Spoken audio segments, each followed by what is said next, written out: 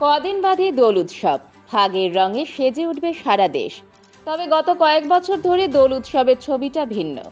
রঙের উৎসব এখন উদযাপিত হচ্ছে ভেষজ আবিরে। এবারও সেই আবির তৈরিতেই ব্যস্ত স্বনির্ভর গোষ্ঠীর মহিলারা। রাসায়নিক উপকরণের হাত থেকে বাঁচতে বিশেষ কিছু সবজি, ফল, ফুল, পাতা ব্যবহার করে ভেষজ আবির বানানো হচ্ছে। এই আবির ব্যবহারে চামড়া, চোখ বা শরীরের কোনো ক্ষতি হচ্ছে না। এমনই উপকরণ দিয়ে এবার ভেষজ আবির তৈরি করছেন জলপাইগুড়ি জেলার সদর ব্লকের বিভিন্ন পঞ্চায়েত এলাকার স্বনির্ভর গোষ্ঠীর মহিলারা।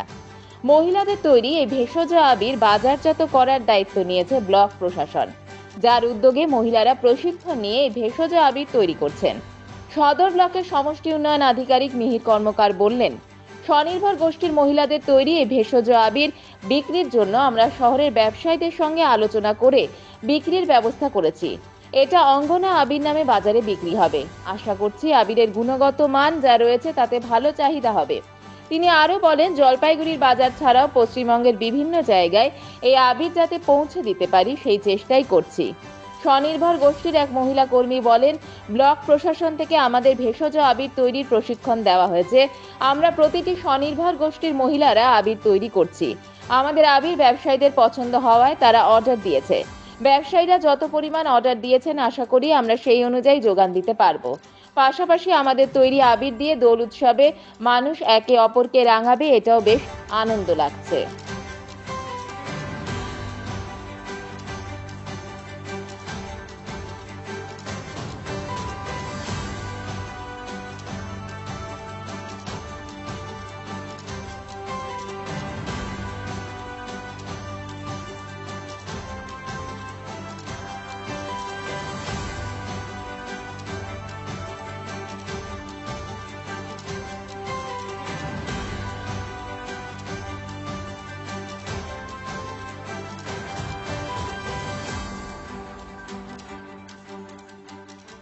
আমাদের যারা স্বনির্ভর গোষ্ঠীর আমাদের দিদিরা আছে তাদেরকে আমরা ব্লক প্রশাসনের তরফ থেকে আবির ভেষজ আবির, হার্বাল আবির বানানোর প্রশিক্ষণ দিয়েছিলাম এবং সেখানে ৪৫ জন আমাদের দিদিরা সেই প্রশিক্ষণ নিয়েছিল এবং তারপরে আমরা সেটাকে বাজারজাত করার জন্য ব্যবসায়ী সমিতির সঙ্গে মিটিং করি।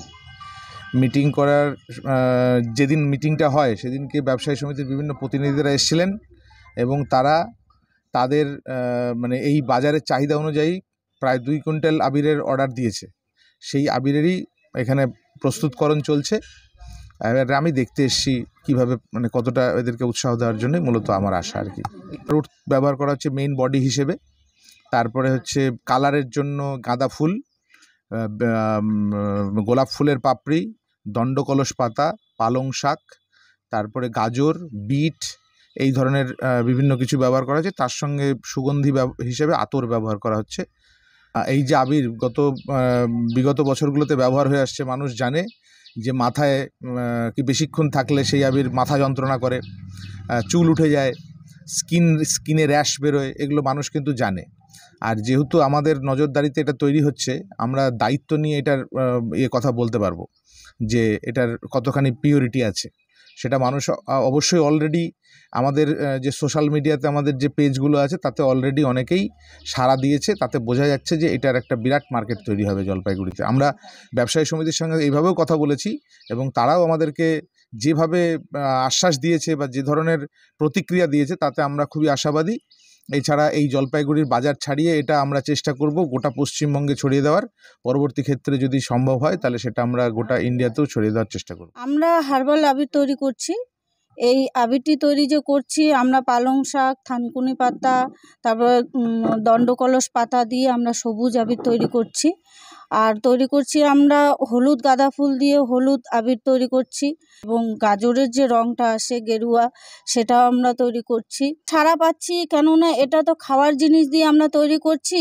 তো বাজারে যে কেমিক্যাল আবিরটা পাওয়া যায় সেটা দিয়ে কিন্তু অনেক মানুষের মুখে যেরকম চুলকনি বা চুল উঠে যায়, অনেক রকম সমস্যা হয়।